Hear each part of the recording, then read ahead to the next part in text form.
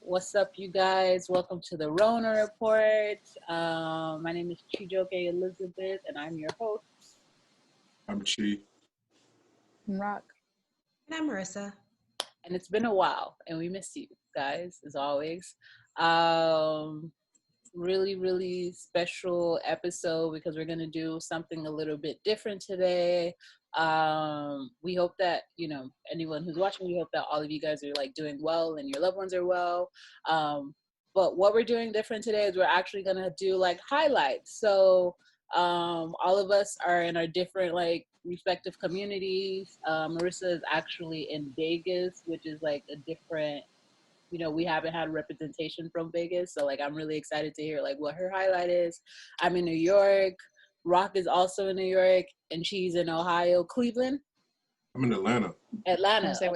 That's also, he's in a whole different, he's in a hot spot. So we're going to do highlights really fast. Something that I wanted to bring up really fast. Yesterday I was running errands. It's pretty much the only time I leave my house, and I got on the bus, and for the last 6 months, half of the bus has been not shut down, but kind of just secured with this COVID plastic bag, separating the front of the bus from the back of the bus. Is kind of just a sanitation kind of thing. And I got on the bus yesterday, and the bus was operating normally. So now you get on the bus and you go through the front of the bus, you pay your fare. And so it kind of got me scared because I'm things are opening back up. And I was talking to a friend this morning, and she lives in Queens, and she says that some restaurants in Queens have resumed indoor seating. And so it's been very shocking to me because no one has told me that COVID has gone away. So I'm kind of just I'm why are all of these decisions being made, and why are things going back to normal when no one is giving us the green light to say, hey, things are normal? So that's my highlight. I'm sorry. And then yesterday was Beyonce's birthday. So I was watching this thing. Houston, Texas, police department have begun doing mass evictions. And so they're going to people's houses and kicking them out in the middle of COVID. People are unemployed. It's, 100 degrees in Houston, and people are being kicked out of their homes. So that's something that I felt very, very sadly about. So that's my highlight.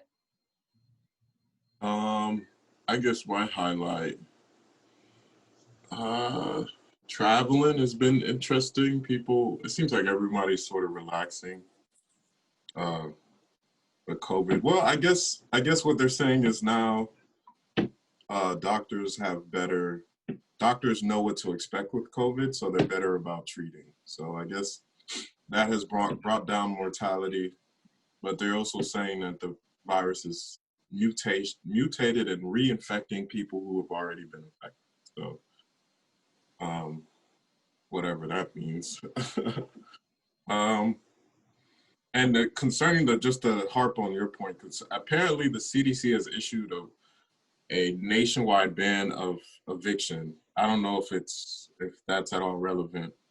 I think that happened. I saw that on Thursday. So nobody should be kicking anybody out right now. But and then the president also has an eviction ban that he said that whatever. So. But it's when did that kick in? Yeah, I don't know when exactly that kicks how are y'all enforcing it? A lot of municipalities, but I don't even think landlords benefit from kicking people out right now because there isn't a lot of movement right now. Yeah. Everybody's so you're gonna kick people out to have an empty apartment, basically? People are assholes. Yeah. They'd rather have nobody living in that apartment than someone living for free. Yeah. Yeah. Yeah, so hopefully that stops because, it's a terrible time to be trying to, especially if you have, kids and stuff. Yeah. So, but that's all I got. Thanks.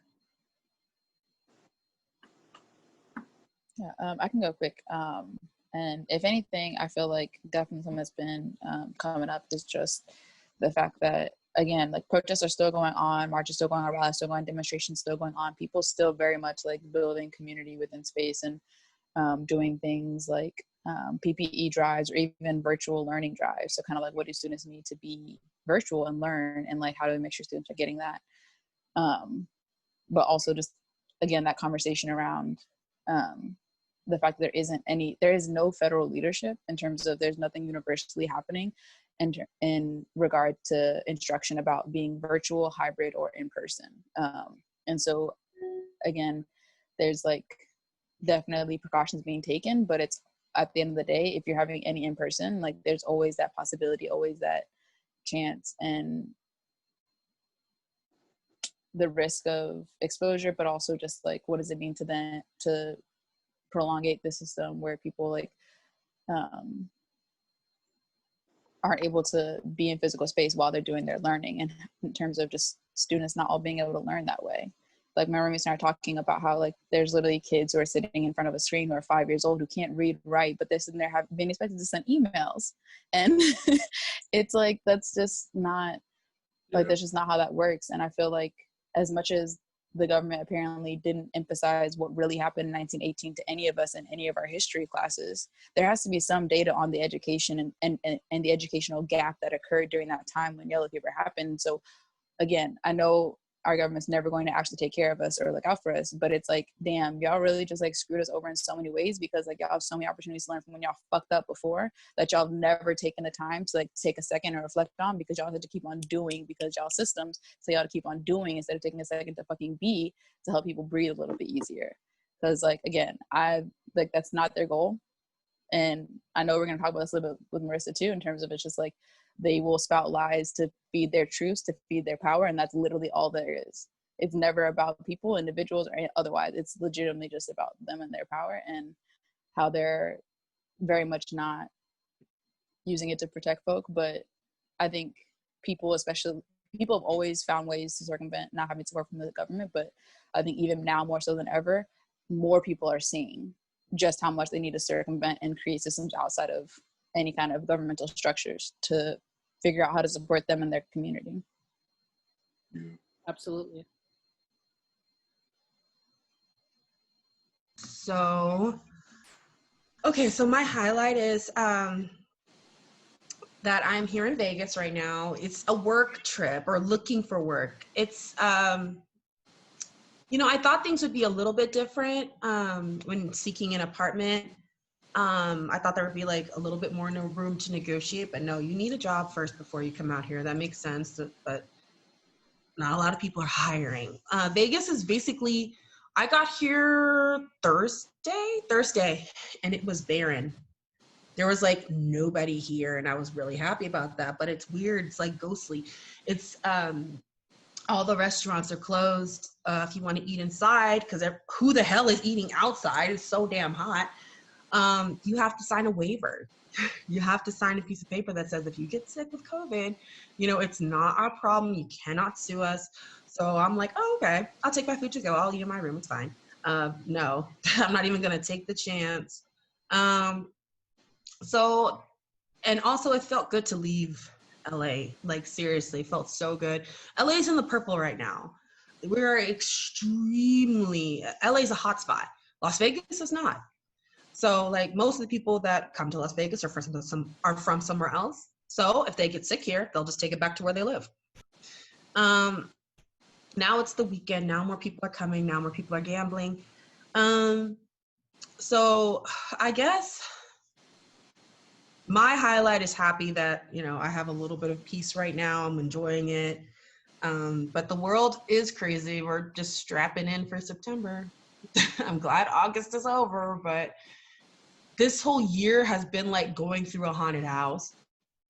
Unwillingly, like I said. Unfreaking willingly. Like, you're being things are popping out. You're like, oh shit. Yeah, like shit. No, where's the exit? Like, I'm done. I hate this. Yeah, like when it's just when it's too much and you can't find the exit and you're crying and stuff, like, please stop. And it's just like, that is how I feel this year has been.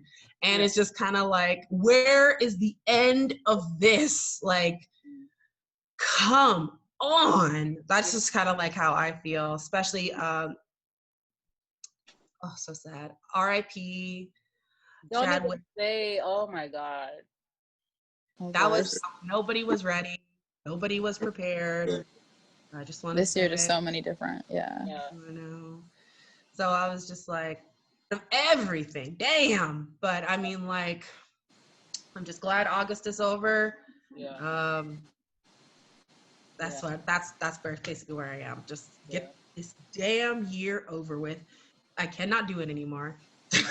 I cannot do it anymore. I woke up this morning. I think today is like the first day of general election, and I was just so excited because like we have the opportunity to like go out and like vote people out of fucking office, because this year it feels like all progressives. 2020 has been like, it felt like 2020 has been like 5 years.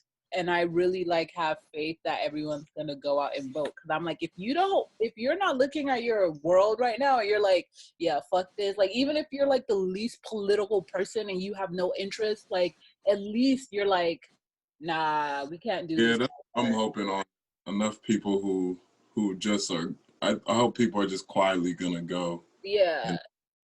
Already.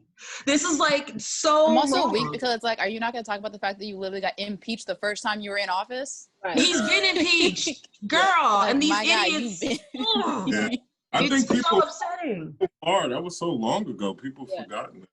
It wasn't even that long. That's the crazy thing about his news cycle. Like the whole 24-hour news cycle is wild because he legitimately will keep on doing different shit to where we can't keep track of one thing and can't follow it. Like what happened with his rape case? Did he finally get found guilty or not? Do we even know? No, but we know he had a rape case against him a while ago. We heard about that, and then something else happened. If he doesn't get elected again, one of these states are gonna drag his ass to jail. Yeah. So what we're talking about is white fragility versus the reality.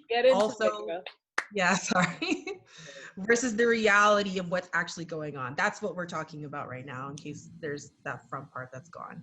Yeah. No, go ahead and introduce it. Yeah, go ahead and introduce it for us. Marissa will be leading today's discussion, so go ahead, ask us the tough questions. Okay, so what we were talking about is actually it was a combination of two topics. It was the white fragility, stoking white fear, and what the actual what actually is going on in the world, and how white terrorism has been the number one problem in this country, and has been the number one problem in this country for several centuries. Several centuries. I was about to say over this century, but no, several centuries has been white terrorism. They were also talking about Andrew Cuomo made a comment basically saying that Trump needs to bring an army with him if he ever wants to come back to New York. And I was really disappointed in the way Democrats and progressives reacted to that. And one of them, I think his name is Sirk from Young Turks, said that we needed to educate him. He shouldn't say that he's stoking fear or stoking violence, inciting violence. We should educate Trump supporters. And I say that was so disappointing because he's already done that. Andrew Cuomo has already made it clear that blue states pay the welfare of red states. And educating a Trump supporter is like educating or trying to feed a pet rock. That's the analogy that I made. And Rock is right. Sometimes when they do get educated, they use that education against us. Why are we trying? I'm done trying now. So I wanted to know y'all's thoughts about those two subjects. Sorry to cut you off. Well, I think that there is something to be said for not employing the same rhetoric that the other side has made, because that is how they have already characterized us as like raging, hateful liberals. So I think that's why the need is that we shouldn't use that rhetoric. But I think that what Cuomo said is true. I don't think Trump could walk around New York now without significant. I think more so that's probably what he meant. It's like you're not welcome here anymore, bro. Like he couldn't walk around New York without people spitting on him, throwing shit at him. Like he wouldn't dare do it. New York. I remember when Trump went to Chicago and the whole city went up. Like, oh girl, y'all remember that? Like, Mhm. he basically got ran out of town. Like, so I think any major democratic city, well, you really have to also realize that anytime there's a group of people in an urban space together, they're automatically most likely going to have liberal mindsets, right? Because when you encounter so many different people, you start to realize, okay, well, these hard and fast rules of conservatism don't really apply very well other than these dispersed sort of everyone looks the same, homogenous communities. So Trump couldn't go into any major U.S. city without some matter of resistance. That's why his rallies are always, if they're in a major city, it's really low key, or they're out away from the major city. Maybe they're, when he comes to Ohio, he doesn't come to downtown Cleveland. He's somewhere parked outside the city. So, yeah, I mean, even Southern, he couldn't come to Atlanta. The South. He couldn't come to Houston.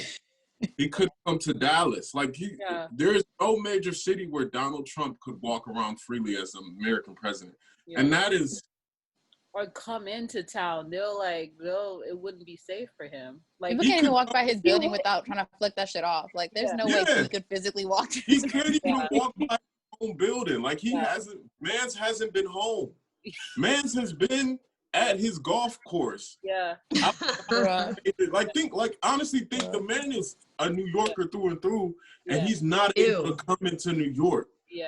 Like, imagine. So I think maybe that's what Cuomo was talking about. I don't think Cuomo's saying that, if you pull up in the city, we gonna fight you. But he's just saying, like, you can't come here no more, bro. You're not welcome here.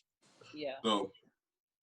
especially the whole, like, it's like, it wouldn't be a violence that's being initially done to Trump. It's like, you have done so much violence. You have done so much harm. You have literally put people in the crosshairs of death because of your own ignorance and pride. Yeah. And you think that people responding to you in hatred is any kind of is a bad reaction. It's like, no. People literally went around killing people they thought were not, they thought they knew were Nazis in Germany after the Holocaust. Why? Because that's not an initial reaction of hatred. That is a response to egregious hatred that is being shown to people. Right. Yeah.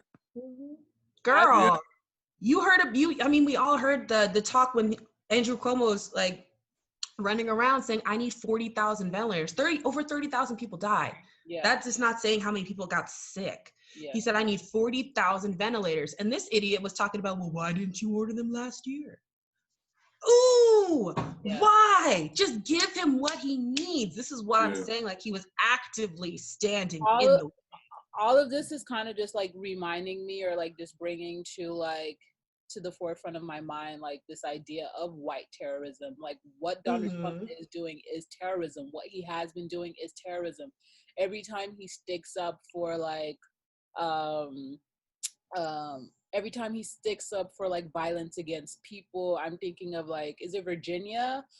They had it wasn't a Ku Klux rally, but do you guys remember this? Like, this was South Carolina? Like, at the beginning of, like, his presidency, like, they had a rally somewhere, white men, and he called them, like, good citizens and stuff like I think that was North Carolina. North Carolina. Yeah, it was definitely the Carolinas.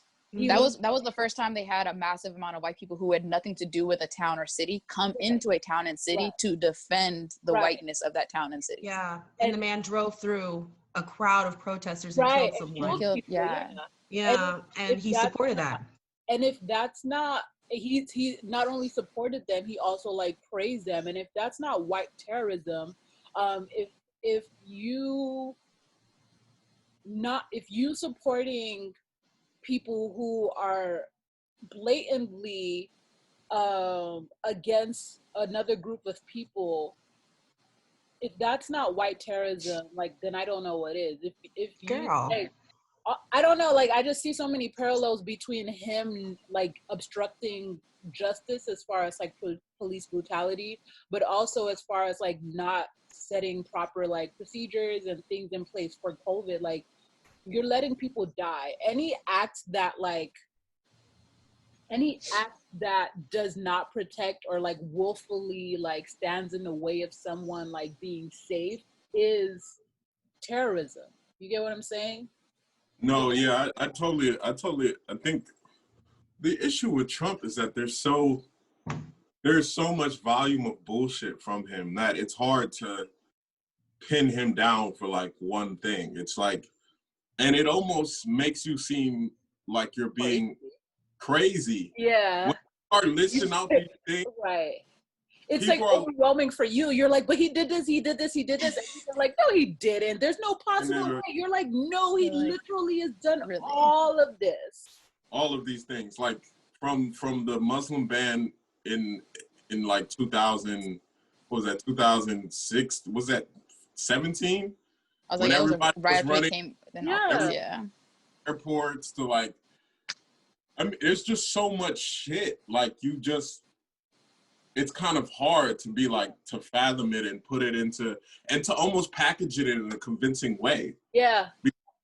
Yeah. Because there's just so much shit. It's like, when you think about like, I was just going to say, like, when you think about, I think we could talk about Hitler now.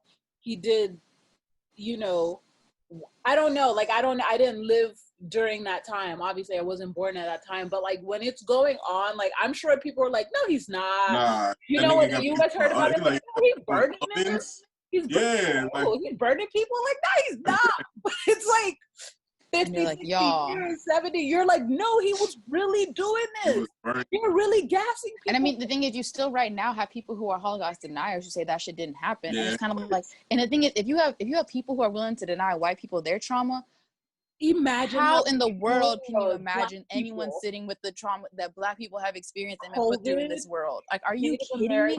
No, but even the Congo, even if you look at just historically shit that's happening, where it's like in terms of genocide and numbers, there have been more people like slaughtered in a singular time frame than in the Holocaust. But which is the one genocide we all know about?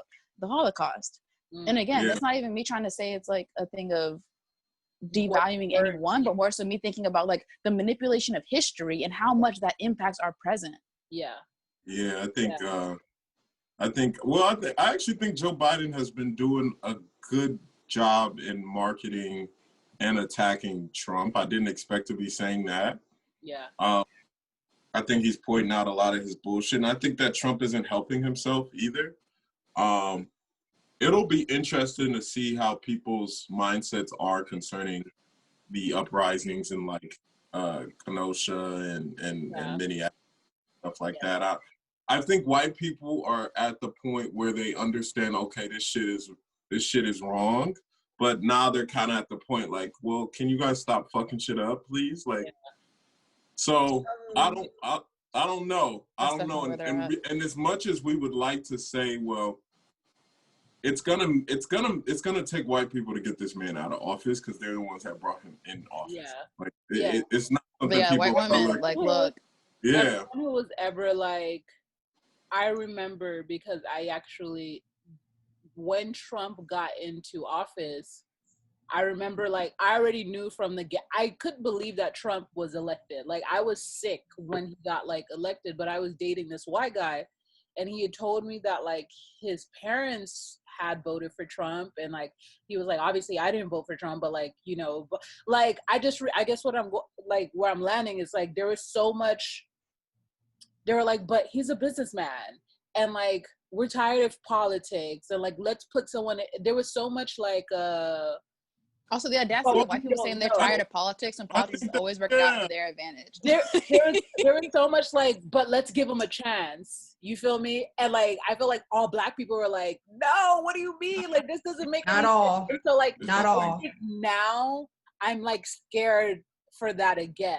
The fact that he actually made it into office is like, it means that we live in a world that like considers someone like him even like an option. And well, so and you know what?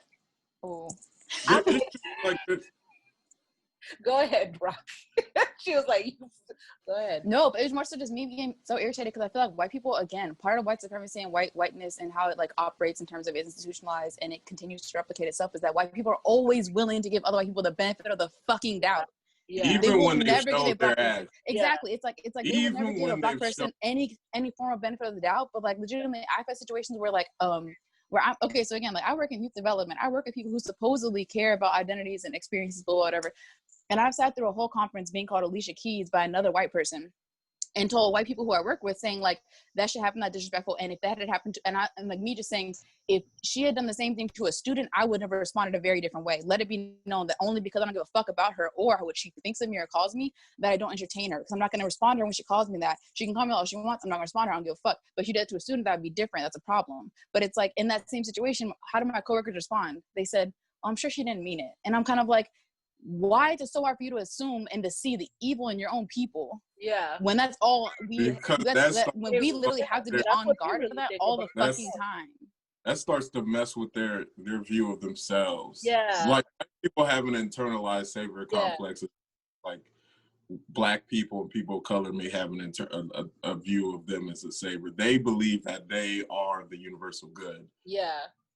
But if you really get to thinking about it, anywhere there is a presence of white people and a presence of people of color and the presence of white people, there's never a case where a majoritarian group of people of color have disenfranchised white people.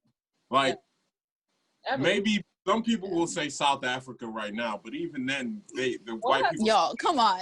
What? Some people may have, that may be the argument. What do you mean?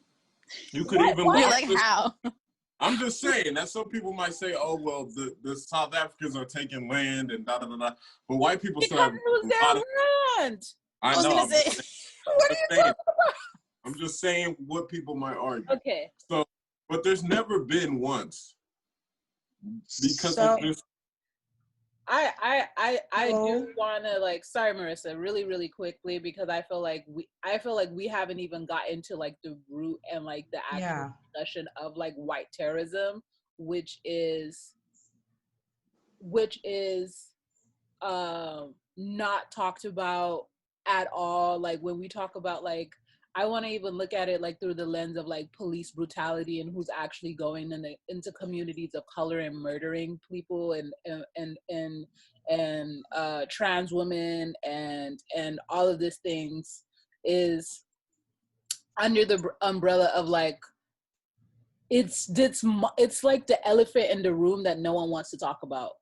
I don't know if that makes sense. It's definitely in the room. It's a certain group of people that don't want to acknowledge it. That's what I'm saying. No one wants to say yo, these people are doing these things. They're coming into our communities. They're murdering us. They're capitalizing off of let's talk about this white woman who's been pretending to be a Afro-Latina. Well, that is not terrorism. Terrorism is described as or defined as the unlawful use of force and violence against persons or property to intimidate or coerce a government, the civil population, or a segment, therefore, in furtherance of political or social objectives. I think that last bit is the most important part, in furtherance of political or social objections, right? So white supremacy is a social objection, but I'd also like to caveat terrorism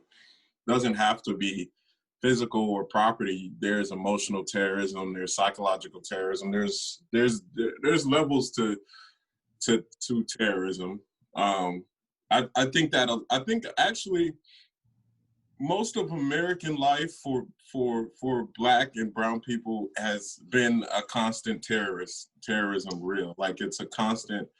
There are bright spots in life, but if you really examine the breadth of the histories of people of color in this country, it's been nonstop terrorism since 1620.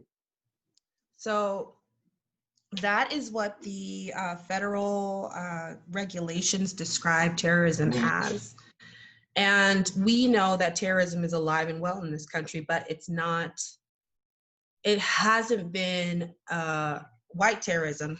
Because if this was anybody who was Middle Eastern, we would definitely say, oh, this is a terroristic act, when really most of the terrorists here are homegrown.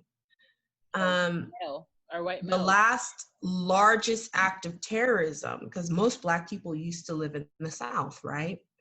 it caused a massive migration, which my grandparents were part of. They were from Alabama, and the lynchings were so bad. And Yeah. keep in mind, we had lynchings in the spring and summer of Black people, outright lynchings, hung on trees. And the police were ruling it as a suicide. 2 of those lynchings happened in California. We're supposed to be literally one of the most progressive And liberal. states in the entire United States. One of those lynchings happened where my father lives. He went to go get something one day. He came back and all of his tires had been flattened. So it's not, so when you watch the RNC and you see them stoking fears of, you know, they're coming for you, it's just not real. These are imaginary fears made up in white people's imaginations to continue to try and subjugate the black and brown people in this country. And that started back from Birth of a Nation, right? Let me caveat that and just even say that a lot of the fear mongering is because that the RNC, the Republican Party, feels that if you really think about it, Trump has been successful in pushing the country left on a lot of things. So like, if you all remember, it was popular sentiment before all of this that people considered BLM like a terrorist organization. Oh yeah, as far as like 2016. Yeah. People consider BLM, but because of Trump's response to George Floyd and like federal response and how other police organizations have response, people are now just carte blanche, like accepting BLM as a valid organization. Or even if you talk about how the federal government has handled this crisis, and now people are saying, okay, well, we kind of support student loan cancellation. There's a lot of things that have come along. And because this has happened, rich white people feel as if their power is being taken away. So they're automatically going to go into that fear bag because that's the only way they can separate out. Yeah. It's also poor white people too. Oh, it is poor. It is poor white people. Yeah, I'm not going to say rich, it's poor. Yeah, it's definitely poor white people too. But from the perspective, and this is why people may talk about education, but one who needs to be educated also has to be open to education. So that's why I think that point is kind of stupid. But there's a lot of poor white people that don't even realize that it's not black people that's robbing you. It's your rich white counterparts that are really taking all of your wealth and giving you these shitty deals. Right. So it's just an interesting time in the country to see how things are, where is everything gonna land? Are people feeling shitty enough? And are people opening their eyes enough to realize, okay, we have to make a change? Or is that fear bag gonna work? But it's hard to market that fear bag when the world is going to shit and the people that are coming for you you don't live around black people. Yeah. Well, I also feel that this whole fear mongering has been just a part of the Republican strategy. Oh yeah. Since forever. It's honestly always been part of the strategy. Yeah. But Trump always has to take things to a whole different level. Yeah. Of fear of like whatever he does that was considered to be normal, he has to take it to this extreme. And it's just too much. I do have a question. Go ahead. I was gonna say, like, I think it's interesting. We could talk about and we could say, like, yes, white terrorism is real and fear-mongering is like the U.S.'s strategy for everything. But like, how do we stop that? Like, how do we can't that? And we can't do that. I was saying, like we're not gaining power from fear. Yeah. So we're not going to stoke fear or use that towards our gain. And part of it is that, again, there's that whole thing of like who gets left out when it comes to like creating something better and then something new. And it's like, yeah, it's like people who legitimately have no capacity to like be involved in that kind of community building and that kind of work, where it's like you've literally had, like, there have been news stories about like who was it? I think it was like a mayor in Georgia. I forget exactly where it was, but it was, I know somewhere they grow watermelons. But it was just like the idea that basically this politician knew that the farmlands required undocumented people to like be working to make sure that they actually had to make sure that the system flowed. Yeah. So like make sure that the workflow was like up to par, XYZ, whatever. Yeah. And yet ran on this whole platform of these people are coming in and stealing our jobs and blah, blah, blah, all this hatred, knowing that it actually was only the people who he was now bashing who were sustaining the economy of this of the actual state. Come to find out that it actually falls apart after he's run, and then he runs on a whole thing saying, I'm going to save our economy by doing X, Y, Z, whatever. And it's like, you literally created the fucking problem just to create the solution, which actually already existed, but you just bashed. Like, what the fuck is wrong with you? And that's where not being educated on just basic system dynamics comes into play. There's just a lot of stupid people, period. But when you have a population of white people, a good population of white people who rather believe their anxieties than believe what's fact. And you also have to talk about, somebody was talking about how trauma has impacted the DNA of black people, but it's also impacted the DNA of white people. What happens to a group of people that have constantly been fed fear and anxiety through time? And have always felt the need to be in control? Like like that doesn't just go away for them, right? Like the way black people have very real sort of repercussions of slavery and then Jim Crow. I think it's different though. I wouldn't say that there's such a thing as white trauma. I would say that there's such a thing as like white disillusionment. Because if you've been taught or groomed your entire life, or your entire race has been like groomed to believe that you are the end all be all, you are the savior, you are just top of the crop and stuff like that, and then that's just what you've been fed, and your mom teaches you, and all then you're gonna grow up teach your children the same thing, and like, I don't think it's white trauma. I just think it's I will still classify it as trauma, not in the traditional sense of something is you're being victimized, but you can have a traumatic situation where you are the aggressor. That's still traumatic. It's just not not happening to you. You're the one doling it out. I feel a lot of it is there is that white delusionment, because that's something that they've been fed in movies and articles.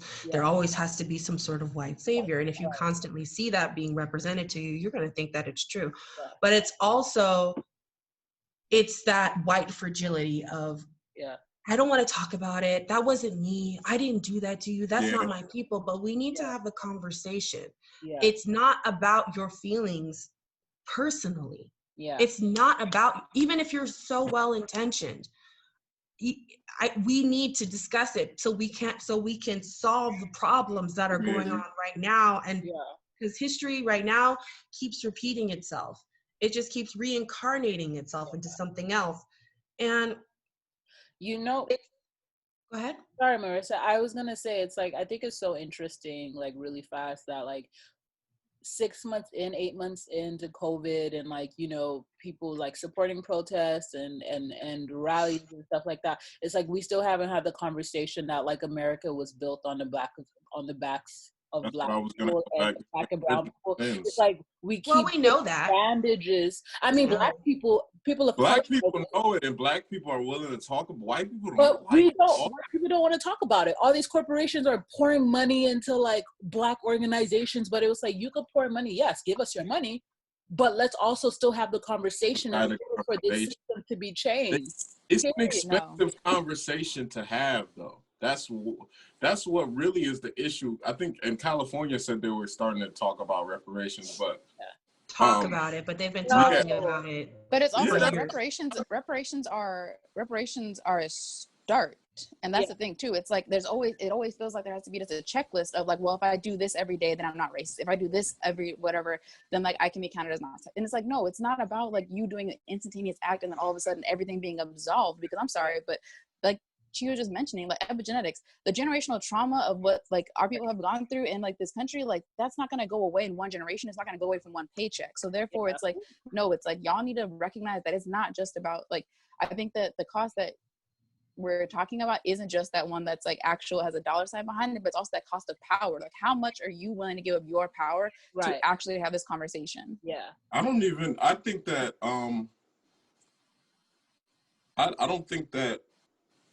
I don't think white people are going to be ready to have that conversation, because then it destroys the entire ideal.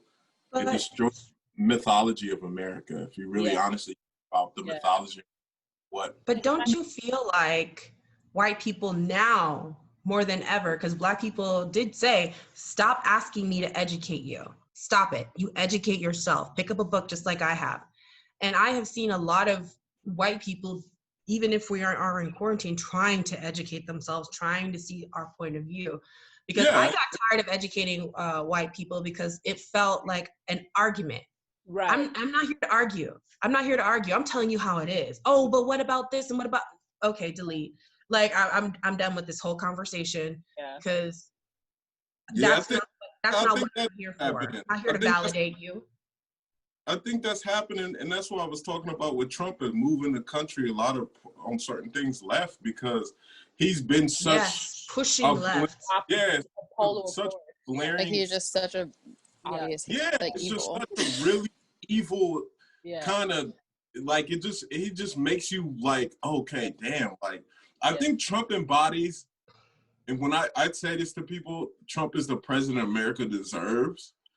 Like I don't deserve him. I rebuke that. I do not deserve him. Not us as individual people. But the country, like Trump is the culmination of like America's karmic energy, and like he's literally undoing things that have made this country stable and a viable fucking leader in the world. And now it's like you have this guy who's just bumbling through the shop and knocking over everything. And the traditional politicians are literally freaking out. Like even in his own party, they're like, I don't know what we're gonna do about this. How do you repair all these relationships with the world? You're not it's gonna take a all lot the different treaties we've left and just like promisely pull back on. Like it's gonna take a lot of summits, a lot of ass kissing of America. No ass kissing. We just need somebody new.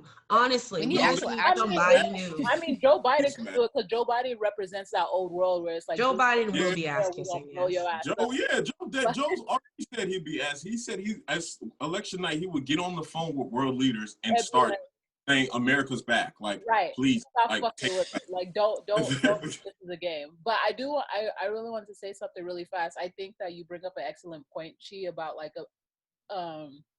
Trump being like this unifying force. I think it's also like synonymous unifying force against that like a villain.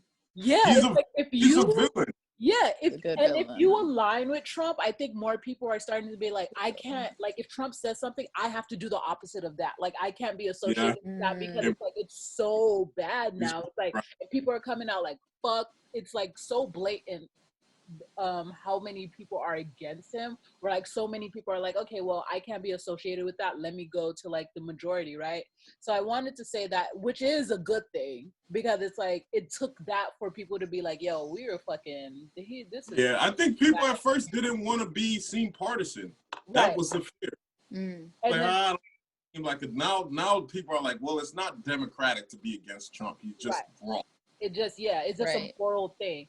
And then which, if anything, so that comes back to the Marissa's point about like this idea of like how do we use fear, and it's like they use fake fear, we use real fear of this person actually is doing these evil shit. So how easy is it to go against someone who you know is doing shit that is absolutely wrong versus someone who's you're making up shit about how they're wrong and what they're doing.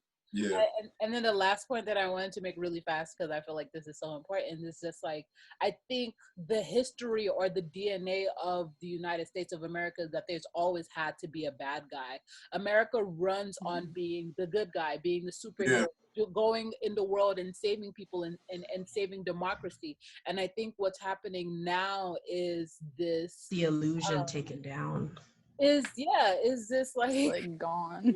Is this thing that we are actually the bad guys?